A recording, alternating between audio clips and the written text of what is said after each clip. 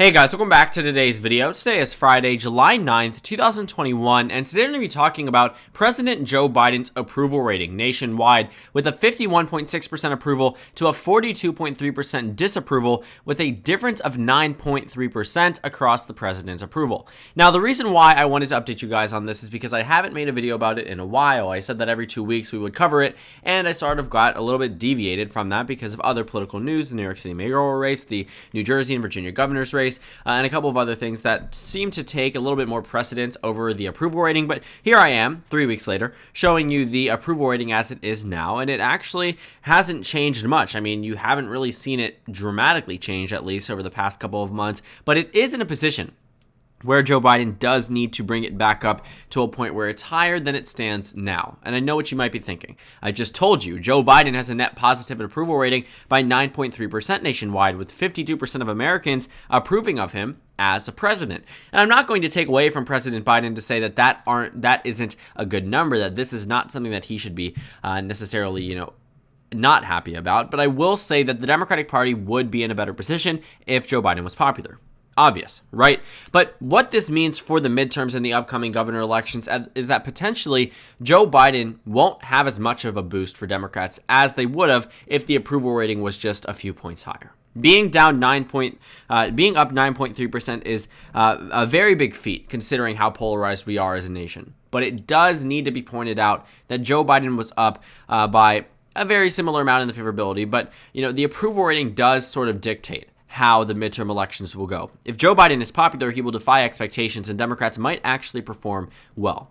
But based off the generic ballot polls that we've seen so far, there is no real indication that Joe Biden is going to be, carrying the Democrats to solid victories based off this plus 9.3%. Coinciding with these new favorability rating polls or approval rating polls, you'll see that he's up 9.3% in the same polls that the Democratic Party is up around 3-4 points nationally speaking. For reference, they won by 3 points in 2020, lost 15 seats, won by 8 points in 2018, won by 40 seats. It's not a direct comparison because, of course, a different House map, but I can say that in 2022, if the Democratic Party wins the House popular vote by 3, 4, even 5 points, Republicans will win control of the House. That's how lopsided the American electorate has gotten because Democrats have that advantage in the popular vote, which also means they have an inherent advantage in the approval rating. There are more left-leaning American individuals than there are right-leaning ones based off of our previous election results. Or should I not say necessarily left or right-leaning, but more so pro-Biden versus anti-Biden. And the approval ratings reflect that. The generic ballot continues to reflect that after a 2017 onward streak where we've seen very few polls where Republicans are actually ahead in the generic ballot. And largely it can be attributed to the fact that Joe Biden and the Democrats simply have currently more of America on their side. But what I see here is just a surface level approval rating poll, just a surface level distinction because the American public drastically differs on certain issues with Joe Biden as president of the United States.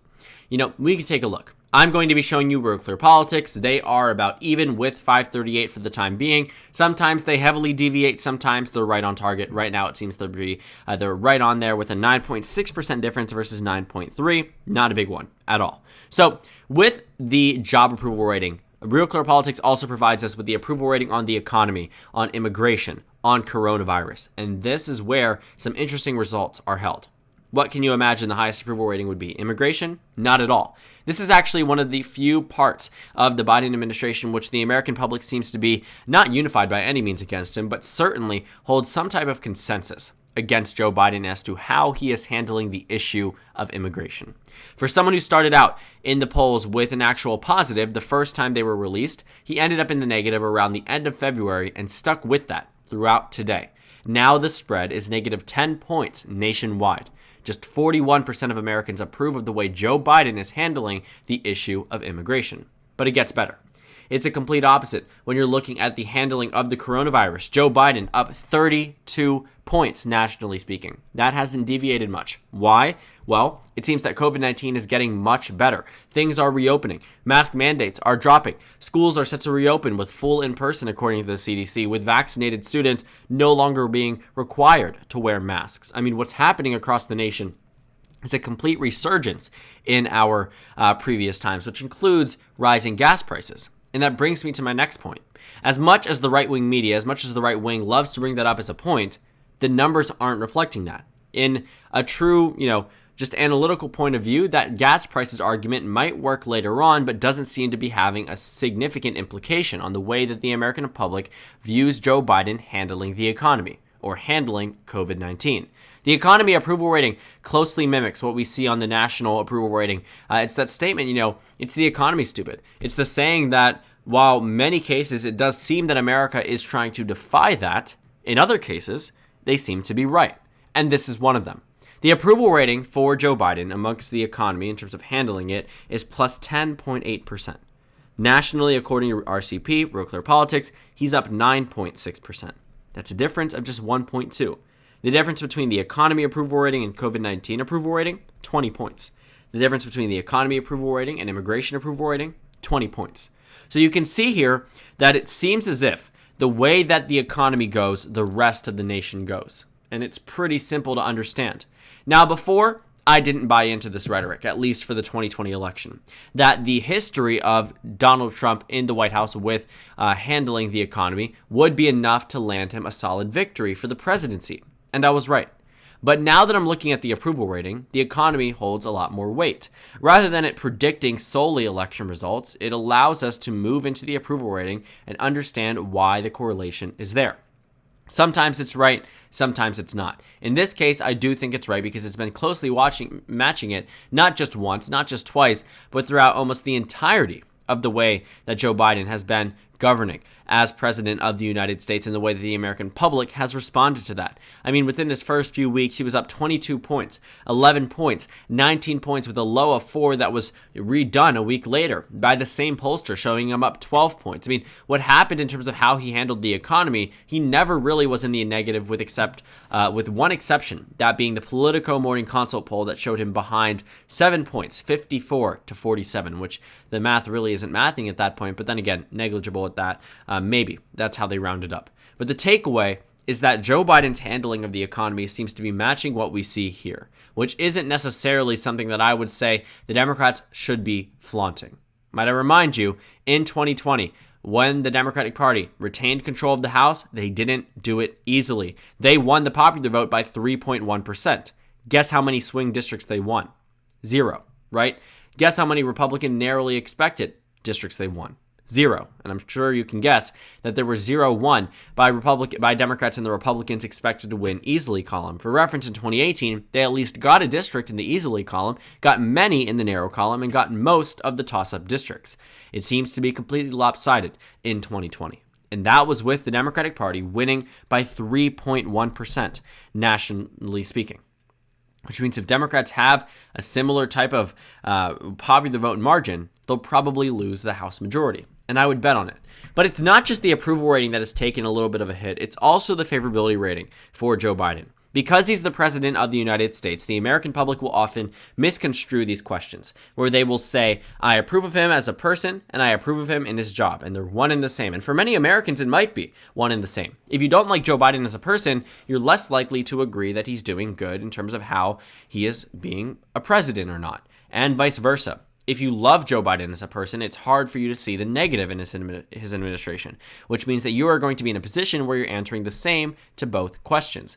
But the favorability rating for Joe Biden, I would argue, was much stronger back before, the same way that the approval rating was as well. But it is quite interesting to see how the numbers do fluctuate and closely match our job approval ratings. But I do want to warn Democrats. In this position, if the midterm elections were held today, would the Democrats lose control of the Senate? No. Would they lose control of the House? Probably. We are already starting to see the same polls that are showing Biden up 10 points in the approval, 9 points in the approval, 8 points in the approval, that Democrats fall behind them and win that generic ballot by 4 points, sometimes 3 points. I've seen margins as narrow as just 1 percentage point, and even in that poll, it showed the Republicans ahead. But then again, that was a very right-leaning pollster, but I still want to acknowledge it because we have seen numbers that were never seen during 2018, or frankly, even during 2020. The generic ballot in 2018 not once had the Republicans ahead. There was not a single poll that showed Republicans ahead in the generic ballot in 2018. There were in 2020, and it was arguably a much closer race on the national level, but there was not one in 2018. We are already starting to see a multitude of them. They may come from right-leaning pollsters, but even those right-leaning pollsters back in 2018 could not find a group of voters amongst the national electorate where they could put the Republicans ahead. But these numbers should be boosted back up for Biden if he's able to pass infrastructure. If Schumer effectively, leverages the summer break for the United States senators, maybe something will get done. The same way that Biden saw the American public positively respond to the COVID-19 stimulus checks, they might positively respond to major pieces of legislation passing, in this case, the infrastructure bill.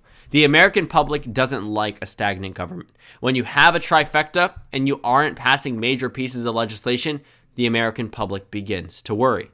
And while many people in politics, I'm sure all of you guys know what the filibuster is, and you know that argument that Republicans are holding things up might be effective for a standard person such as yourself watching this video, but keep in mind what you're doing. You're watching a political YouTube video on a political YouTube channel that you either actively seeked out or YouTube recommended to you.